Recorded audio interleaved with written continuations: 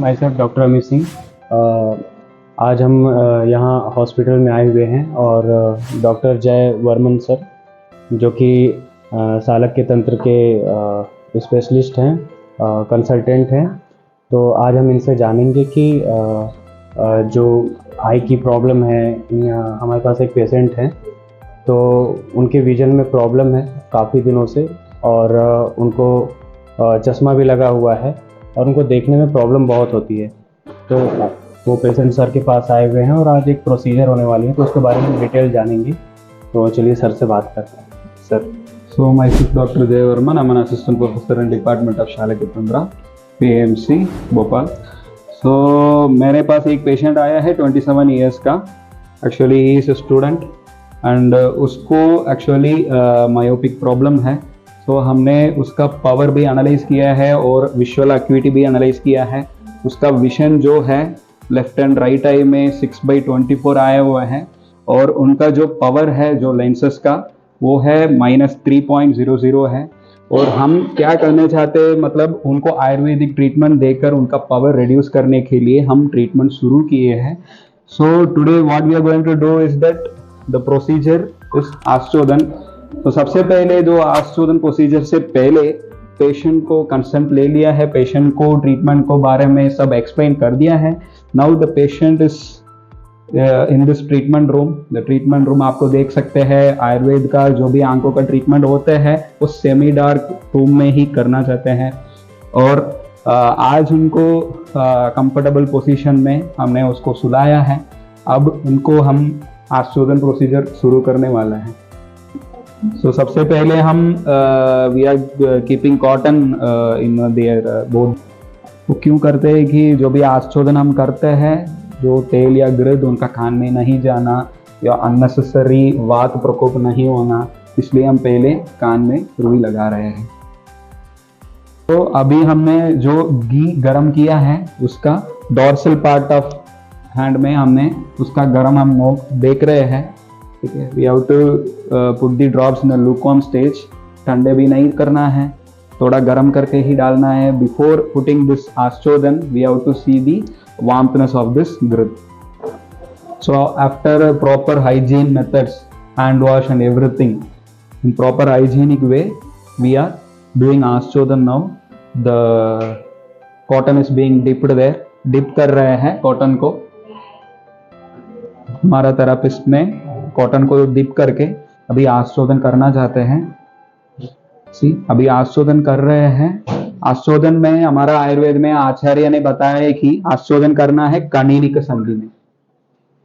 कणिनिक संधि में, कणिनिक संधि हमारा मॉडर्न में इनर कैंथस बोलते हैं, जो भी एक नाक के साइड में नियर टू दी नोस, उस साइड में ही ड्रॉप्स डालना है।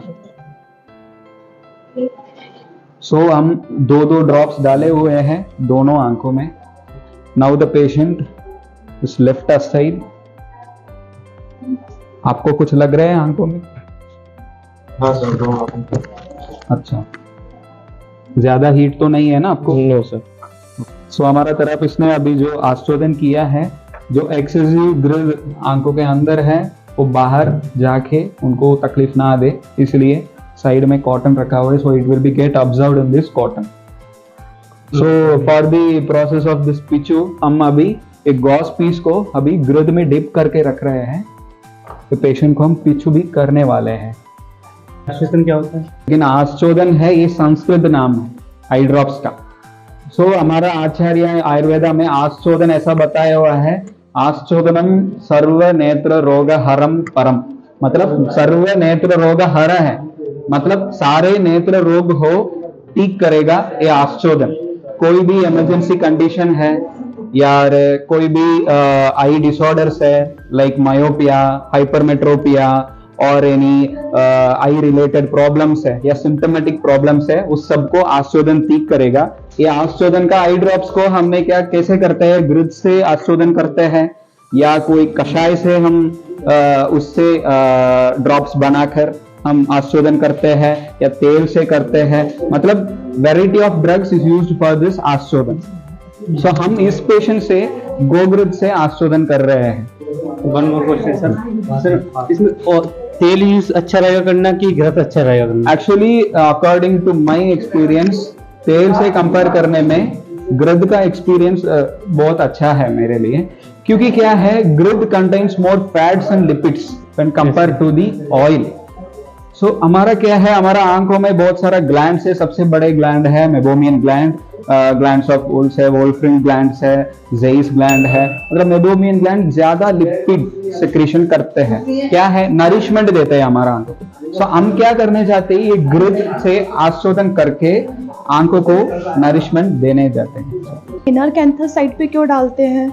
एक्चुअली इनर सेंथस साइड में क्यों डालते हैं, ये जो कनिनिक संधि ऐसा बोल रहे हैं ना, वो एक्चुअली हमारा आयुर्वेद में वाइटल पॉइंट्स बताया हुआ है।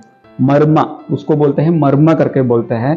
तो हमारा आंखों में दो मर्मा है, एक है अपांग मर्मा और कनिनिक संधि के पास एक कनिनिक मर्मा है। जब कनिनिक मर्मा को हम स्टिमुलेट करते हैं, it creates an impulse.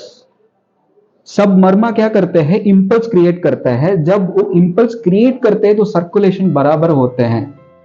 Circulation जब रुक जाएगा या चैनल्स में कुछ ब्लॉक हो जाएगा, सो हमारा आई का visionary functions will be hampered.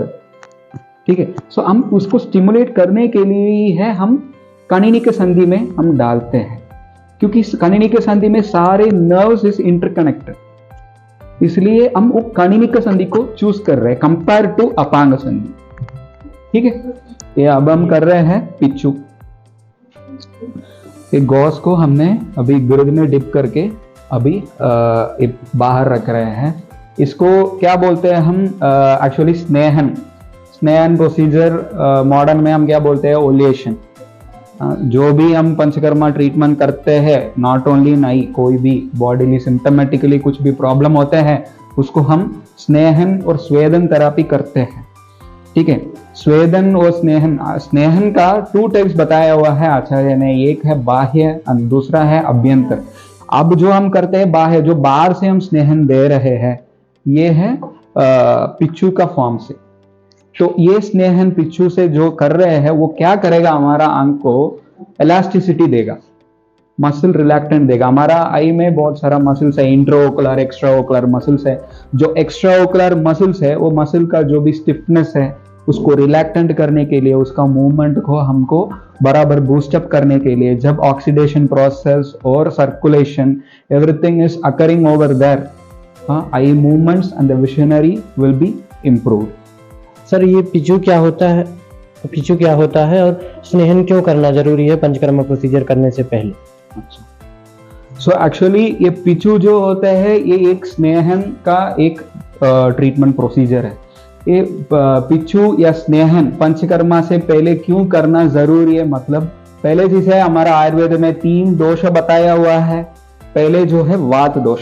वात को हम ऐसा लेते हैं, मतलब वात मतलब एक मूवमेंट, एक जगह से दूसरे जगह पे एक दोष को लेकर जाएगा, वो वात ही है।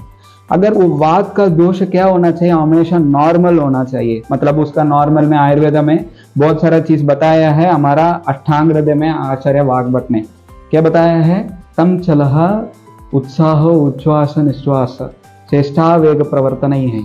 जो भी मूवमेंट या कैटलिस्ट, हमारे केमिस्ट्री में बोलते हैं कैटलिस्ट, वो कैटलिस्ट जैसा ही काम करता है, लेकिन वो कैटलिस्ट बराबर काम करना है। बहुत तेज से भी नहीं करना है, बहुत मंद भी नहीं करना है, उसका फंक्शन शुड बी प्रॉपर। सो ये बातों को क्या करना है, हम नॉर्मल करना है, इसलिए हम स्नेहन करते हैं। कोई भी दोष है या पित्त है या कफ है, उसको कफानुबंध वात है या पित्तानुबंध वात है, वो दोष को यही प्रकोप करेगा। सो द मूवमेंट इस वात जैसा हवा। ठीक है, सो इसलिए हम पहले उसको नॉर्मल करना है। उसको कैसे नॉर्मल कर सकते हैं, हमको ये स्नेहन से ही नॉर्मल कर सकते हैं। इसलिए हम जो भी पंचकर्मा प्रोसीजर है उसमें स्नेहन करते हैं।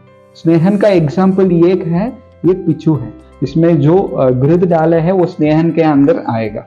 ठीक है, इससे वात प्रकोप नॉर्मल हो जाएगा, तो साइड बाय साइड सारे दोष पैसिफाई हो जाएगा। जैसे कि ये जो प्रोसेस हो रही है, तो इससे है कि आंखों की जो प्रॉब्लम है, जो दिखाई देना है, ठीक है, तो इसका मॉडर्न से क्या कोरिलेशन हो सकता है? इसको मॉडर्न एस्पेक्ट से कैसे समझे कि ये कैसे काम करेगा, मोड ऑफ एक्शन क्या है इसका? अच्छा, क्या है, हम जो ट्रीट कर रहे हैं उसको आयुर्वेद में तिमिर बोलते हैं, तिमिरा बोलते हैं, या काच भी बोल सकते हैं उसको, अकॉर्डिंग टू द दोषास।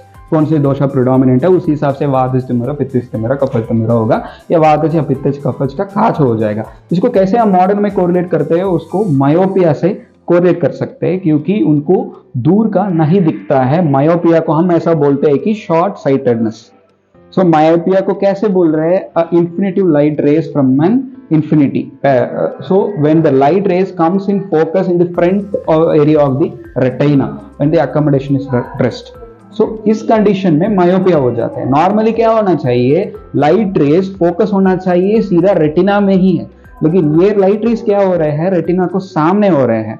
तो हमें क्या करना है, उसको ठीक करने के लिए हम ये कर्वेचर या एंटीरियर चैम्बर का सारे स्ट्रक्चर्स को हमको ठीक करना है, इसलिए हम ये प्रोसीजर कर रहे हैं।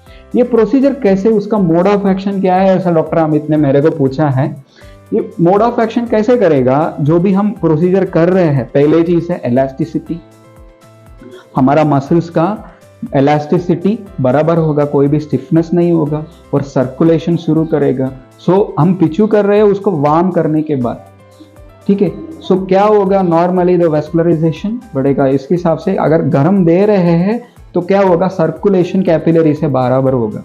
इसलिए हमारा इसमें स्रोतस में भी कोरिलेट करते हैं, चैनल्स बोलते हैं उसको मॉडर्न में, ठीक है। ये चैनल्स हमेशा फ्री होना चाहिए, सर्कुलेशन बराबर होना चाहिए। जब ये करेंगे हम, क्या होगा, सर्कुलेशन बराबर होगा। वो मोड ऑफ एक्शन पूछ रहा है, मतलब वो कैसे वो सर्कुलेशन को ठीक करेगा, वही मैं बता रहा हूँ। ये इलास्टिसिटी मसल का रिलैक्सेंस देगा, और वो जो गर्म है हल्का सा लूकवार्म, वो क्या करेगा, वो सर्कुलेशन को इंप्रूव करेगा, द वार्मनेस, ठीक है। Okay, thank you sir. Sir ग्रत को हम डायरेक्टली वो क्यों नहीं करते, पिघलाते क्यों नहीं है वो उसमें अग्नि में, तो तेल के ऊपर, पानी के ऊपर ही क्यों करते हैं?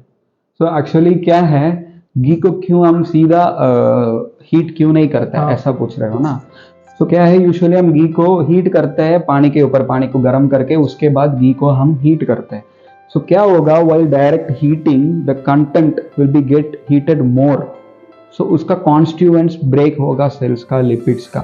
अगर हम दूसरे से उसको हीट दे रहे हैं, उसका डायरेक्ट हीट एक्सपोज वाटर में जाएगा, वहां से वार्मनेस घी में जाएगा।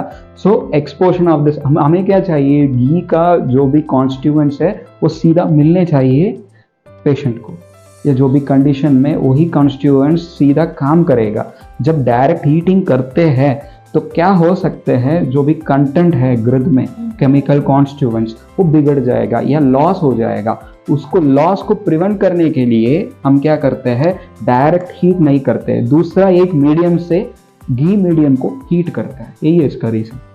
सर इस प्रोसेस को 20 मिनट ही क्यों करते, इससे ज़्यादा क्यों नहीं कर सकते? एक्चुअली क्या है, आशोधन हो या तर्पण हो, सभी चीज़ का एक टाइमिंग फिक्स किया हुआ है। क्यों फिक्स किया हुआ है, पहले चीज़ है पेशेंट का कंफर्टनेस। पेशेंट का कंफर्टनेस के लिए हम एडजस्ट कर रहे हैं टाइमिंग को। और कॉन्टैक्ट टाइम होते हैं हमारा आंखों में जो भी हम औषधि डालते हैं उसका कॉन्टैक्ट टाइम, हाइड्रोफिलिक नेचर है और लाइपोफिलिक नेचर है हमारा कॉर्निया।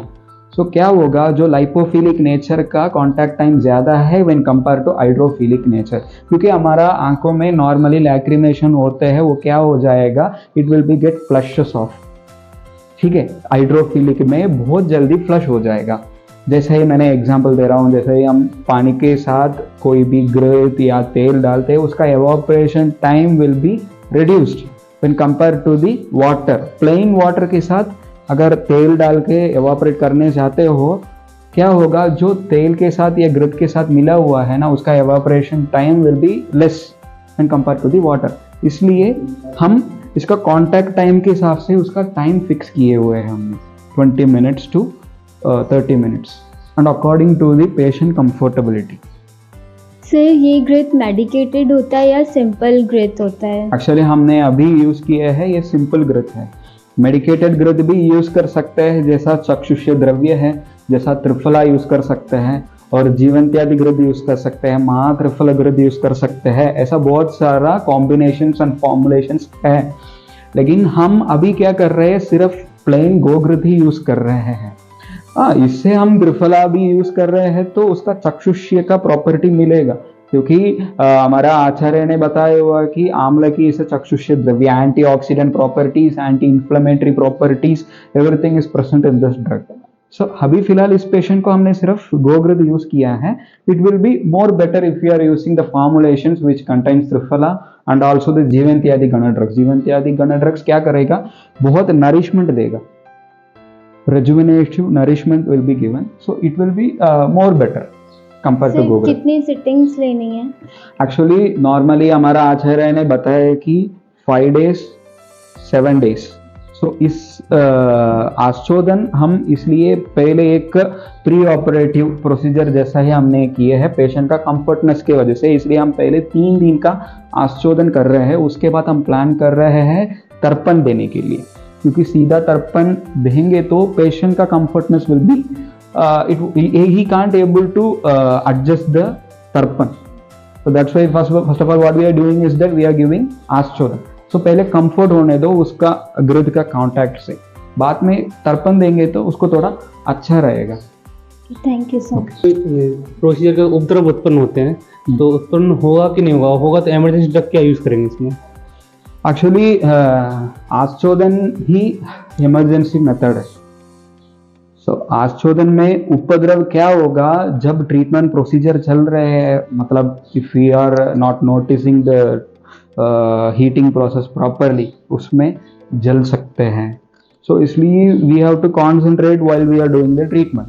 नॉर्मल गर्म करना है और कंटामिनेशन नहीं होना है, हाइजीनिक थिंग पहले ही देखना है, ठीक है। जो भी हम मेडिसिन ले रहे हैं उसका एक्सपायरी देखना है और हाइजीनिसिटी देखना है, सील ओपन्ड मेडिसिन को परचेस नहीं करना है, तो ये चीज़ पहले देखना है। ये gives reason to the emergency condition. So उसको हम कैसे ये करना है, मैनेज करना है, क्योंकि नॉर्मल आई कप से वॉश कर सकते हैं, प्लेन ल्यूकवार्म वाटर से, ठीक है, या सेलाइन से, नॉर्मल एन सेलाइन से हमको वॉश कर सकते हैं। उसमें से ही ज़्यादा की तरफ ठीक हो जाएगा। Thank you sir. सर जो ये आंखों पे पिचू लगा हुआ है ये तो वेस्ट हो जाएगा, इसका क्या यूज कर सकते हैं? देखो इसमें जो ये मेडिकेटेड जो घी लगा हुआ है, ठीक है जी, तो ये वेस्ट नहीं जाएगा। जो अपने थेरेपिस्ट हैं ये इनको गाइड करेंगे कि ये अपने साथ ले जाएं इसको, और रात में सोने से पहले अपने पैरों में ये जो आप तलवा देख रहे हो ना, ये इसमें ये पाद अभ्यंग बोलते हैं इसको आयुर्वेद में, तो यहाँ पर इसका जो है एक तरह से मसाज करना है नीचे से ऊपर की तरफ। इससे होता क्या है कि आयुर्वेद में मर्म के पॉइंट्स बताए हैं, जिसको आप नॉर्मली नर्व भी समझ सकते हो, तो वो एक इम्पल्स क्रिएट करता है जो नीचे से पूरा ऊपर ब्रेन हाइपोथैलेमस तक भी जाता है, और जो विजन की क्वालिटी है उसको इम्प्रूव करता है। तो इसलिए ये वेस्ट नहीं जाएगा, इनको प्रॉपर गाइड किया जाएगा कि किस तरह से करना है। Okay sir, thank you. इसको बहुत ही अब सावधानी से निकालेंगे, और ये जो भी आंखों के पास जो सर्कुलर में मेडिकेटेड घी दिख रहे हैं, इसको हल्का गर्म पानी से अब पहले हाथों पे चेक कर लेंगे कि ज़्यादा गर्म तो नहीं, उसके बाद आंखों को तेल से पोंछेंगे और उसको साफ करेंगे। उसके बाद जो है जब तक ये प्रोसेस चल रही है, प्रोसीजर जब तक चल रही है, काला चश्मा जरूर पहनेंगे ताकि जो सनलाइट का डायरेक्ट जो लाइट है आंखों पे ना पड़े। और इसमें खाने पीने का भी विशेष रूप से ध्यान देंगे, जैसे ऐसा ही खाना खाएंगे जो इजीली डाइजेस्ट हो जाए। ज़्यादा मिर्च मसालेदार भी खाना नहीं खाना इसमें।